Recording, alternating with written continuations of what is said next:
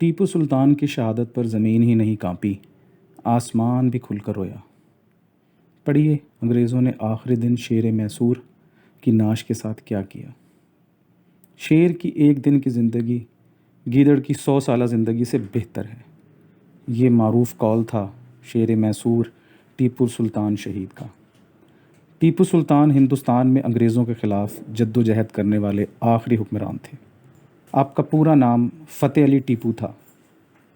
آپ نے اور آپ کے والد سلطان حیدر علی نے جنوبی ہند میں 50 سال تک انگریزوں کو روکے رکھا اور کئی بار انگریز افواج کو شکست فاش دی۔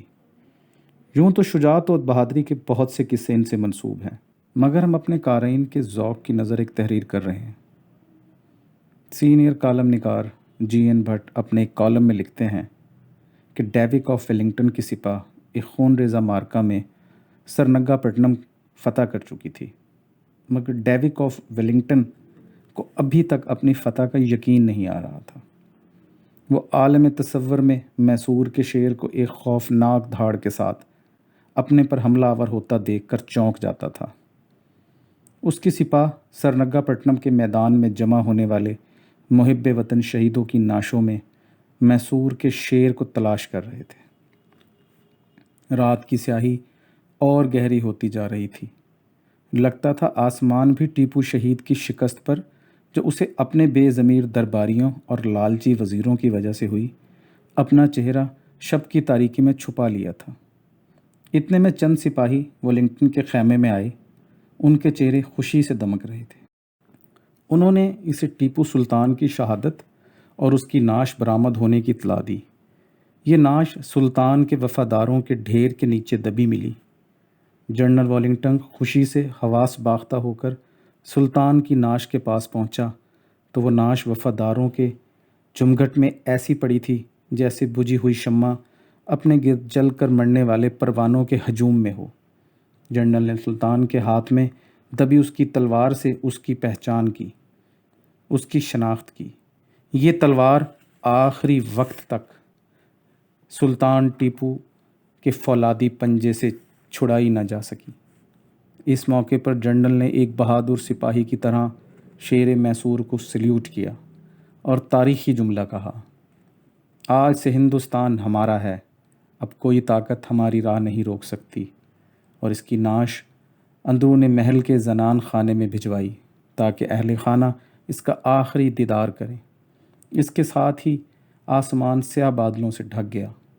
جب سلطان کی قبر کھودی جانے لگی تو آسمان کا سینہ بھی شک ہو گیا اور چاروں طرف غیظ و غضب کے آثار نمودار ہوئے۔ بجلی کے کوندے لپک لپک کر آسمان کے غضب کا اظہار کر رہے تھے۔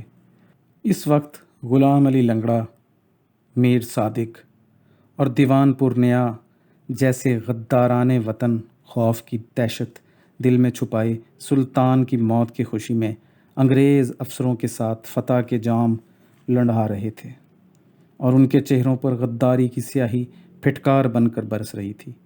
جوں ہی قبر مکمل ہوئی، لحد بن گئی، تو آسمان پھٹ پڑا اور سلطان میسور کی شہادت کے غم میں برسات کی شکل میں آنسوؤں کا سمندر بہہ پڑا۔ قبر پر شامیانہ تانا گیا۔